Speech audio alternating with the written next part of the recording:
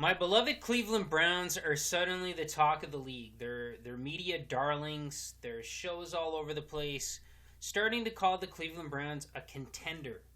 And some of them are even using the S word, okay? Apparently, Vegas somehow thinks that the Cleveland Browns are the fifth most likely team to win that S word. I gotta tell you, I can't handle this.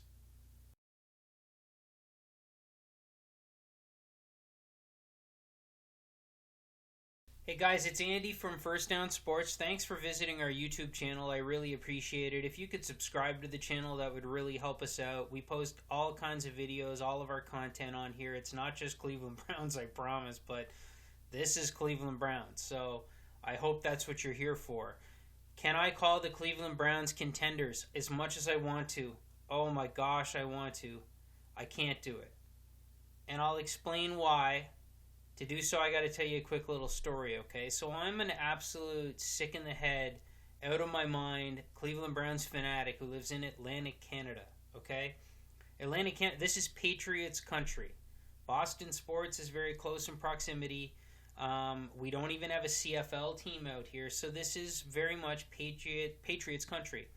I know about 5 Cleveland Browns fans total in this area that I'm aware of. Now, I exclude my immediate family from that because I forced this on them, and let's be honest, if I gave them a choice at some point, they would dive off this thing head first, right? So I exclude them. But you know, I'm a Browns fan in Atlantic Canada, and I grew up in Atlantic Canada. I grew up in a town that we didn't even have football. So, just to kind of put this into perspective, I as far back as I can remember as a kid, I identified as a Cleveland Browns fan, but I did so based on Sports Illustrated magazine. I thought the dog pound was cool. I thought the pictures of the fans throwing dog biscuits and having dog bones around their neck and so on was neat. I loved the uniforms. I liked the colors. Their helmet didn't have a logo. It had a racing stripe. I mean, how cool is that, right?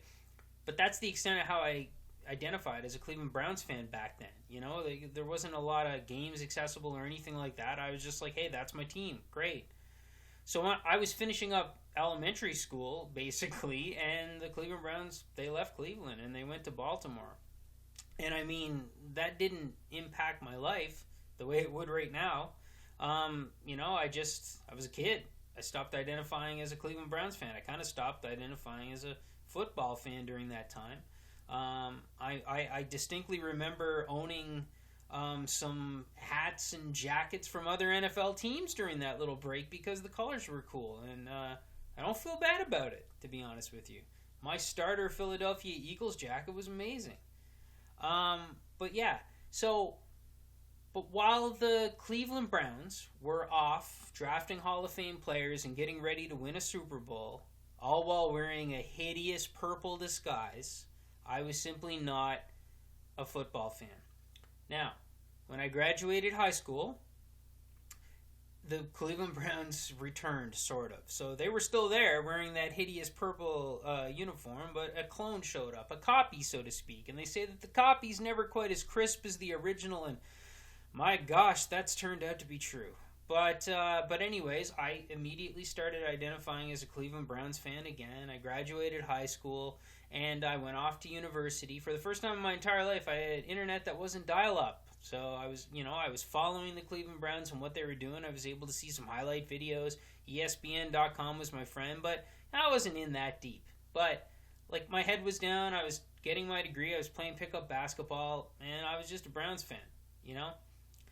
Then ways to watch the Browns here in Atlantic Canada became more accessible. We had Game Pass became available to us here. You could subscribe to NFL. You could also subscribe to NFL Sunday Ticket through the television service. It costs about as much as half of a small car, but you could do it. And I was out, and I had a career on the go, so I was doing that. And the one year that I really, really, really got into it, unfortunately, was 2007. And what better year to get hooked? That damn Derek Anderson, Braylon Edwards, and Kellen Winslow Jr., Romeo Crennel, whatever. they got me hooked. And that was a 10-win season where they didn't even make the playoffs because the Colts decided Peyton Manning didn't need to play that day, and I'm still scarred by that. But the excitement of that season was enough to get me hooked, and then, you know, my insanity has been enough for me not to let go, I guess, because since then, I mean, to call this thing a dumpster fire would be doing dumpster fires a disservice. This team has managed to redefine rock bottom so many times. It blows my mind, and I still don't believe there is a rock bottom. There's further to go. There is. And if there's any team to do it, I know the one. However, things have changed. Last year, 2 specific individuals are the main reason why things have changed, and I've allowed myself to get excited. John Dorsey and Baker Mayfield. John Dorsey went out and found the quarterback. When I say that, I don't mean the Cleveland Browns finally found themselves a quarterback, which that's a sentence that I've heard, I don't know, at least 5 times in the last 12 years, all to be, you know, fiction. No, they found the quarterback. The quarterback that I'm convinced half the league would trade the farm for right now. That's how much I believe in Baker Mayfield. So I'm allowing myself to get excited right now. I'm really looking forward to the season for the first time in forever. I'm not even looking forward to the draft, and anybody who knows me can tell you that that's basically been my Christmas. It happens on my birthday almost every year, and it's the greatest day of the year. But this year I could care less, and that's very, very refreshing. But I cannot bring myself to call them contenders right now because my emotions won't be able to handle being wrong about that. Okay?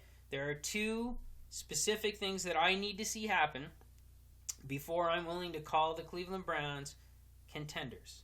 For now, the most I'm willing to call them are the favorites to win the AFC North on paper. That's the most I'll do. Here are the 2 things I need to see happen for that to change. Number 1, the Cleveland Browns need to make it from right now until training camp with no incidents.